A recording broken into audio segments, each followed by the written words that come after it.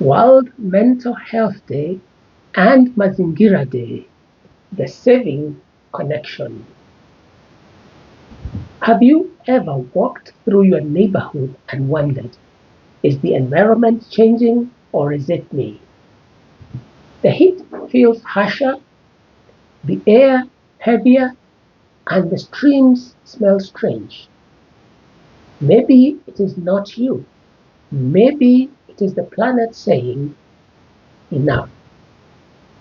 Hi, I am Tim Godel, a psychologist and coach in Nairobi, Kenya, and this is TimPsych, Mind in Minutes, the channel that brings you mental health and emotional wellness in plain language.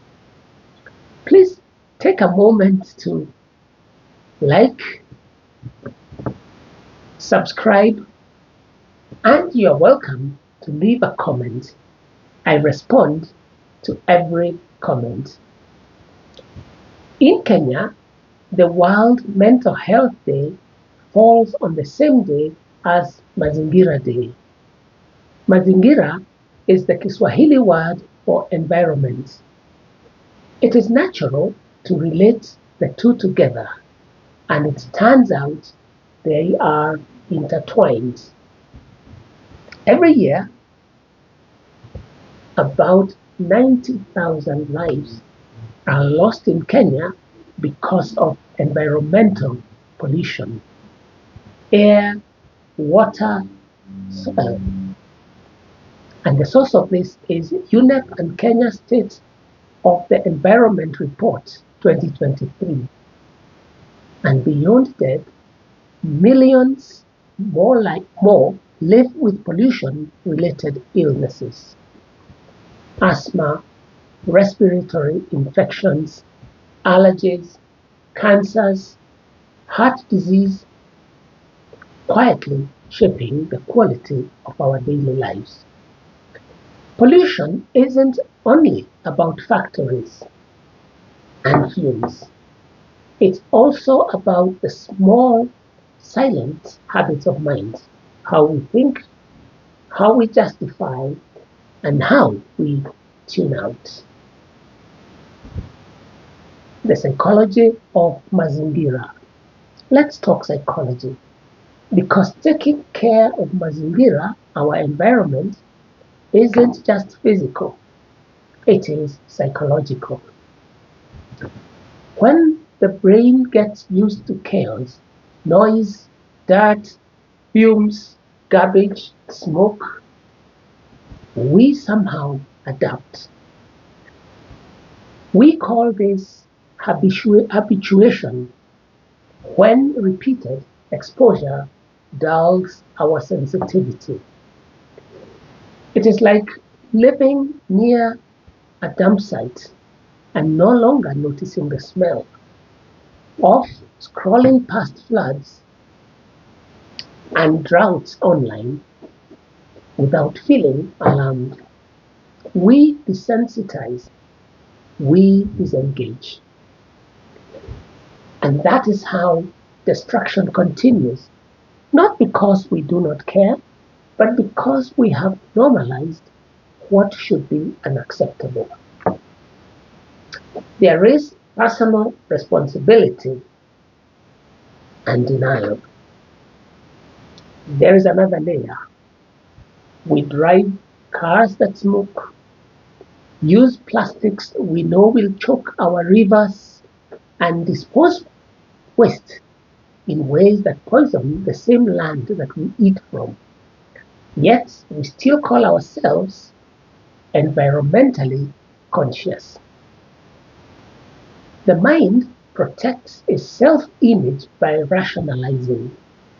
It is just one bag. It is the government's job. My little waste doesn't matter. But the truth, it all matters. Even corporate responsibility begins with personal responsibility.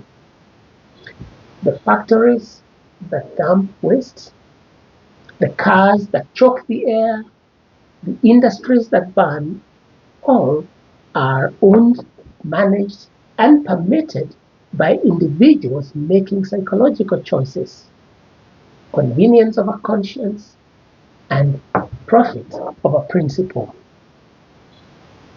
And we shall not leave the government out of this too because of what is called systemic blindness. That's when the government tunes out too. Let's be honest. Personal responsibility matters, but it's not enough because when the people in charge tune out, the cycle of destruction keeps spinning. We banned single-use plastic bags, remember? And yet, they are quietly creeping back into our markets, our rivers, our shopping centers. We have noise pollution laws, yet licensed factories dump huge amounts of chemical waste at night. We have environmental agencies, yet rivers like Nairobi, Athi, and Ngong still flow thick with waste. This isn't just policy failure, it is collective psychological fatigue. As a society, we have developed what psychologists call learned helplessness. When repeated inaction teaches us that nothing changes, so we stop trying. But the government has a mind too, a systematic mind. It mirrors the same denial process we see in individuals. It's not so bad. It's someone else's job. At least we are better than before or better than our neighbors. And this national complacency is as dangerous as pollution itself. Real leadership doesn't just regulate, it models responsibility. Because when leaders act decisively and consistently, citizens follow. When they don't, apathy spreads like smoke. And there is the hidden costs of mental health. Here is what most people, or many people, don't realize. Environmental destruction doesn't just kill the planet, it hurts our mental and physical health. The constant noise, fumes, and polluted air increase stress hormones in our bodies. Lack of green spaces affects mood regulation and climate anxiety. The fear that our future is uncertain is now recognized globally as a psychological condition, climate anxiety. Studies show that people living in polluted environments report higher rates of anxiety, irritability, sleep problems, and burnout. And children raised without nature exposure have higher risks of attention problems and increased or reduced emotional regulation. So yes, clean air without nature exposure makes children have higher risks of attention problems and reduced emotional regulation. So, yes, clean air is therapy. Green spaces are medicine, and protecting the environment is mental health work. So, what can you do? It starts small but consistent. Reduce consumption that hurts our environment. Reuse before you replace. Recycle when you can. Reconnect. Walk outdoors. Plant something. Teach your children to respect the land.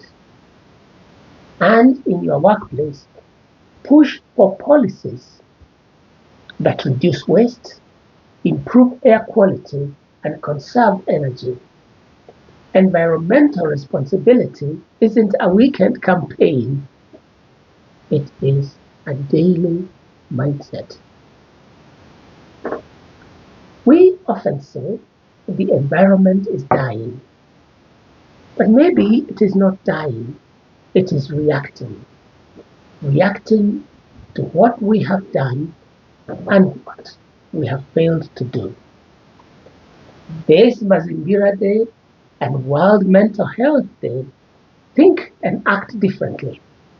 Don't just post a green photo, do something that makes the air cleaner, the water safer, and the mind clearer. Because when the planet heals, so do we. I am Tim, and this has been TimPsych Mind in Minutes. I invite you to like, subscribe, and leave a comment. More truth, less stigma here on TimPsych.